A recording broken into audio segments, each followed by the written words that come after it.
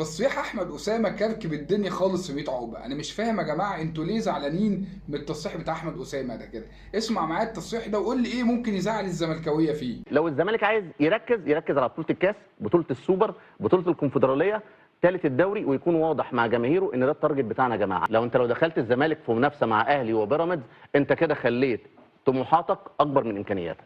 الراجل يا عم ما غلطش يا عم، انتوا ليه معلقين المشانق وازاي يقول كده؟ طب ما ده يا جماعه وضع طبيعي، ما ده اللي احنا بقالنا فيه 3 4 سنين. هو الزمالك بقاله 3 سنين بيطلع مركز تاني.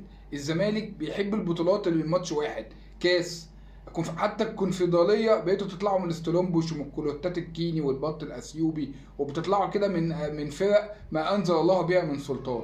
يعني انتوا اصلا ما فيش، يعني حتى ابطال افريقيا اللي بتقولوا عليها، انت بقالك 23 سنه ما خدتش افريقيا وما بتاخدش حاجه اصلا. هي مشكله الزمالك والزملكاويه كده، عارف، لو كل واحد زملكاوي عارف حجم فريقه، انتوا كزمالك مش هيبقى عندكم مشكله. انتوا عارفين انتوا بتفكروني بايه؟ بتفكروني بهدير عبد الرازق. يعني كل مشاكل هدير عبد الرازق انها لو سابت الموبايل من ايديها وهي في اللحظات الحميمه دي. هو الزملكاويه برضه عاملين كده. عارفين انتوا لو اقتنعتوا بقيمه ناديكوا وامكانياته، خلاص يا جماعه مش هيبقى عندكم مشكله. لكن انا مبقاش انا امكانياتي قد كده وطموحاتي قد كده ويرجع في الاخر يقول لك ازاي.